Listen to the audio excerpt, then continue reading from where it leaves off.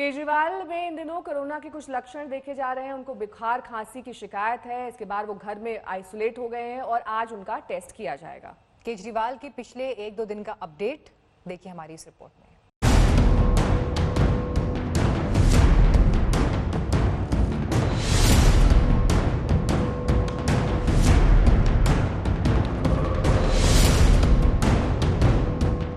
दिल्ली के सीएम बीमार हैं,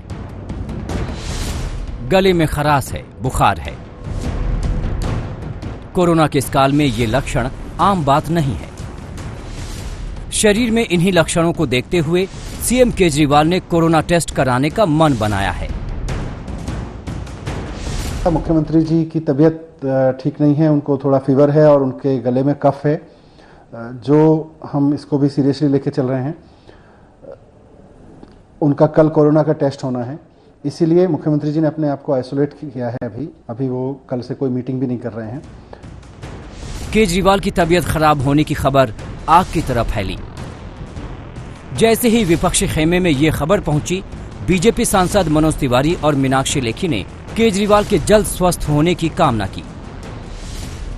मैंने हनुमान जी से प्रार्थना किया कि अरविंद केजरीवाल जी को उनको भी स्वस्थ रखें और वो स्वस्थ रहें और दिल्ली को स्वस्थ रखने में अपनी जो भूमिका है उसका निर्वाह करें। कई समाचार ऐसे आ गए हैं, इनका इलाज होगा, बाहर वालों का इलाज नहीं होगा। बाहर वालों तो कोई आ नहीं रहा है दिल्ली में, फिर ऐसी बात क्यों हो रही है? तबीयत खराब होने का अंदाजा होते ही रविवार से ही केजरीवाल होम क्वारंटीन में हैं। उन्होंने खुद को आइसोलेट कर लिया है। रविवार दोपहर से अपने सभी कार्यक्रम रद्द कर दिए। केजरीवाल सरकार ने ही कुछ दिनों पहले ये दावा किया था कि 80% कोरोना के मरीज घर पर ही ठीक हो रहे हैं। केजरीवाल सरकार ने होम क्वारंटीन के 3 स्टेप बताए। पहले स्टेप में जिला सर्विलांस ऑफिस के स्वास्थ्य कार्यकर्ताओं की टीम का दौरा। ये टीम स्वास्थ्य और घर की जांच करेगी। जांच के बाद ये टीम बताएगी कि आप होम क्वारंटीन में रह सकते हैं या नहीं। दूसरे स्टेप में अगर आप होम क्वारंटीन के लिए फिट पाए जाते हैं तो दिल्ली स्वास्थ्य विभाग से होम क्वारंटीन की ट्रेनिंग के लिए कॉल आएगा। अगले 17 दिनों तक आपके स्वास्थ्य की निगरानी की जाएगी। तीसरे स्टेप में होम क्वारंटीन के 17 दिनों के बाद अगर मरीज की आखिरी 10 दिनों में बुखार या कोई दूसरे लक्षण नहीं हैं तो होम क्वारंटीन को खत्म कर सकते हैं। अगर लक्षण नहीं रहते हैं तो स्वास्थ्य कार्यकर्ताओं की टीम 17 दिनों के बाद कॉल करके बताएगी कि आप होम क्वारंटीन को खत्म कर सकते हैं या नहीं। होम क्वारंटीन खत्म होने के बाद टेस्ट करवाने की कोई जरूरत नहीं है। कई बार पैनिक कॉल्स आती हैं बहुत ज़्यादा कि साहब कोरोना हो गया है, अब हॉस्पिटल भिजवाइए। बिल्कुल आपको ज़रूरत नहीं है, आप घर में रह के भी ठीक हो सकते हैं। 80 से 90% लोग घर में बैठ के, घर में रह के आइसोलेशन में ठीक हो रहे हैं। कोरोना होने पर सभी को हॉस्पिटल में भर्ती होने की जरूरत नहीं होती।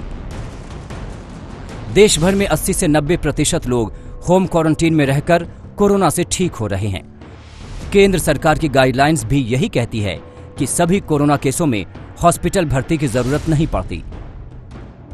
फिलहाल तो सबकी नजरें केजरीवाल पर टिक गई हैं। दिल्ली में महामारी के बढ़ते ग्राफ के बीच केजरीवाल की इस खबर ने चिंता और बढ़ा दी है।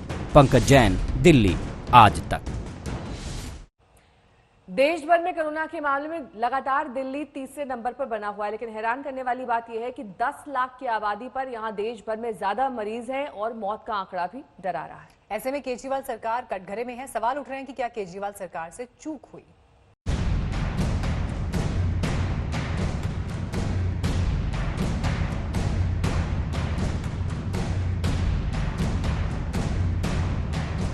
दिल्ली के दिल में कोरोना ने कब्जा कर लिया है।